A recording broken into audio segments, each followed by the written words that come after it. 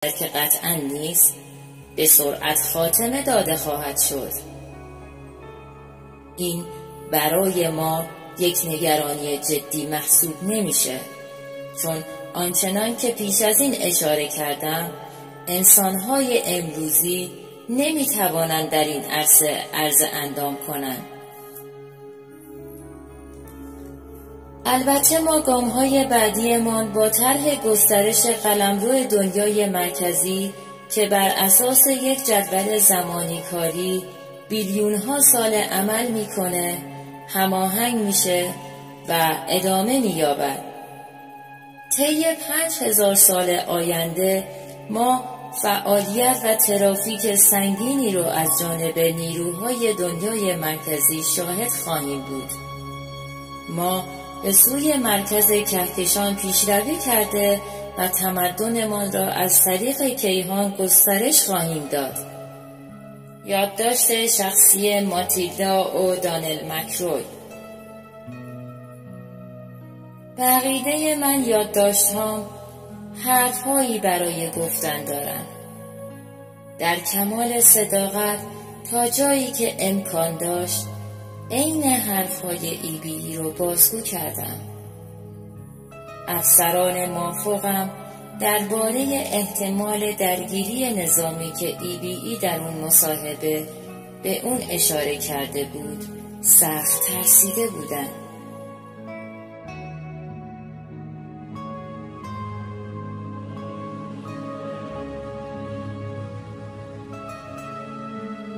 فوق سری، دستنویس رسمی نیروهوایی ایالات متحده آمریکا، پایگاه رازول، گروهان بمب‌افکن 509.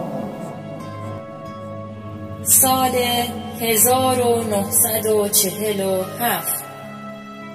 بر این باورم که حقیقت نباید در کشتارگاه سیاست، مذهب یا منفعت اقتصادی قربانی شود. به عنوان یک افسر، خلبان و مهندس قلمرو دنیای مرکزی بزرگترین و اصلی‌ترین وظیفه‌ام حفاظت از قلمرو و دارایی‌های منافع دنیای مرکزی است. به هر حال ما نمیتونیم از خودمون در برابر نیروهایی که از اونها آگاه نیستیم دفاع کنیم.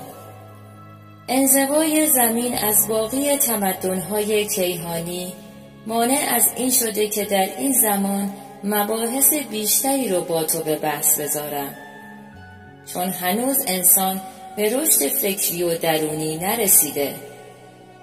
تعهد و رازداری باعث میشه که نتونم مطالب بیشتری رو بازگو کنم و چیزهای بیشتری رو بگویم، به خصوص درباره نقشه‌ها و فعالیت‌های دنیای مرکزی.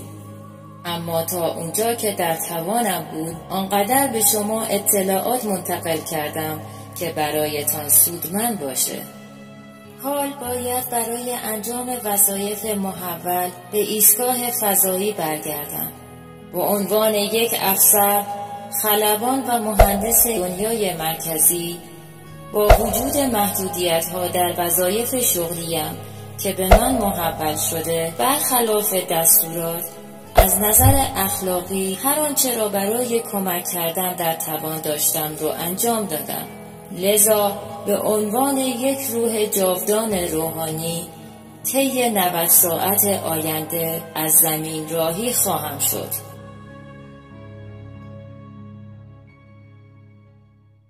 فوق سری، دستنویس رسمی نیروهوایی ایالات متحده آمریکا، پایگاه رازول، گروهان بمب‌افکن 509.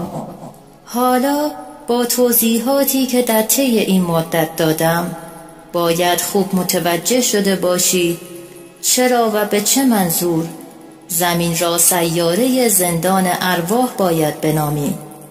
چرا از سرزمین و موطن اصلی خود رانده شده و بدین مکان پست و بی ارزش یعنی زمین آورده شده اید. اگر از این وضعیت تکراری و یک نواخت خود خسته شده اید و همچنین چنانچه بشریت بخواهد از این زندان ابدی، یعنی همین زمین، نجات یابد، باید با همکاری و کمک به همدیگر راه حل مؤثری برای شرایط دشواری که روی زمین تجربه می کنید بیابید. بشریت می بایست از شکل انسانیش فراتر رفته و همچنین دریابد جایگاه اصلی و حقیقی او چه چیزیست و کجاست. بله، درست فهمیدید. همگی شما همان ارواح جاودان هستید که با اسیر شدن در جسمی ضعیف و ناتوان از پوست و گوشت و خون در تله مکر و فریب امپراتور قدیمی قرار گرفته اید و آنها نیز با خیال راحت از اینکه شما هیچگاه نخواهید توانست حافظه اصلی خود را بازیابید، در سرزمین اصلی شما بدون هر گونه ترس و نگرانی مشغول غارت دارایی‌هایتان هستند. نخستین قدم شما برای رهایی و آزادیتان و نیز بازیابی حافظه اصلی شما اینه که به طور کل فراموش کنید که شما محدود تنها به همین جسم هستید و بعد از مرگ به پایان کار خود میرسید. این یک طرز فکر غلطی است. همانطور که در به کار بردن نامتان بارها از روی عمد در این مدت تکرار کردم، شما ارواح جاودانید.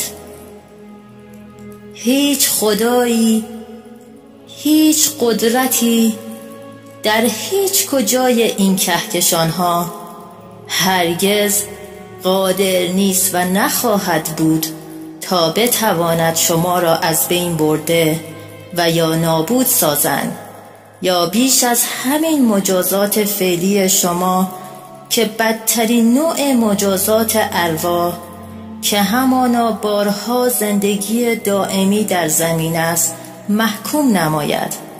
آنها تنها فقط به وسیله کشاندن شما به همان تله نوری که بعد از مرگ روح آن را می‌بیند شما را اسیر کرده با انواع شوک‌های مختلف حافظه شما را پاک نمایند و مجدداً به سوی کالبد نوزاد تازه متولد شده بار دیگر مجدداً بفرستند. این را بدانید که معنای جاودان چیزی نیست به جز بیمرگی، فناناپذیری و تا ابد بودن. ارواح جاودان هرگز نمی میرن، بلکه اونها جاودانه اند. یک بار که بشریت بتواند به این ادراک برسد امکان فرار از زندانی که قرنهاست در آن گرفتار و اسیر است فراهم شده، دیگر هیچ قدرتی نمیتواند آنها را نابود ساخته و یا حافظه اونها را مجدداً با نشان دادن و تابش نورهای الکترونیکی و دروغین به نام نور خداوند فریب داده و به سوی خود درون تله کشانده و در تله شستشوی حافظه گرفتار نماید، رویه تکراری قرنهای پیشین خود را باز ادامه دهد. این همان لحظه پیروزی شما و لحظه پایان کار حکومت ظالمانه امپراتور قدیمی است. در غیر این صورت به هیچ وجه نمیتوان برای ارواح جاودان روی زمین آینده خوب و خوشی را تصور نمود. اگرچه که اکنون جنگ گرمی بین دنیای مرکزی و امپراتور قدیمی وجود نداره، اما هنوز فعالیت‌های پنهانی امپراتور قدیم علیه زمین از طریق عملیات کنترل ذهن پابرجاست و با قدرت ادامه داره. به جز چند مکان مخفی در زمین، پایگاه اصلی تمامی این تله‌های نوری دروغین در سیاره سرخ، سیاره بهرام یا همان مریخه. همانطور که پیشتر هم گفتم، دنیای مرکزی در این مدت بیکار ننشسته و با کمک افسران لایقش بارها و بارها اقدام به شناسایی و رهگیری و نیز همچنین نابودی آن ایستگاه‌های نور دروغین خداوند پرداخته و بیشترینشون رو نابود و منهدم نموده که امروز شما توانسته اید با نابودی این ایستگاه‌ها حافظه بارها پاک شده خود را مجدداً تا حدودی به دست آورده و همچنین جایگاهی در تکنولوژی و علم به مانند امروز برسید. حالا کمی فکر کنید.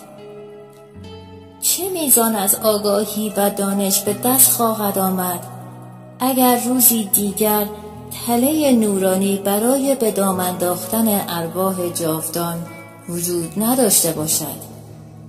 وقتی کسی متوجه وجود فعالیت ها میشه، اثراتش را میتواند به وضوح مشاهده کند. اغلب نمونه مثال های بارز این فعالیت های علیه نژاد بشر را میتوان در وقایع غیر قابل توضیح و ناگهانی دید. نمونه اخیر آن را میتوان در ارتش ایالات متحده آمریکا درست قبل از حمله ژاپن به پرل هاربر مثال زد. 3 روز قبل از حمله کسی در سلسله مراتب فرماندهی دستور داد که همه کشتی‌ها در پرل هاربر به لنگرگاه رفته و برای بازرسی آماده باشند. به کشتی‌ها دستور داده شده بود که تمامی مهمات را از مخزن مهمات ناوها برداشته روی عرشه را کاملا تخلیه کنند و آنها به زیر عرشه برده انبار کنند. در بعد از ظهر قبل از حمله همه دریاسالارها و ژنرال‌ها با وجود مشاهده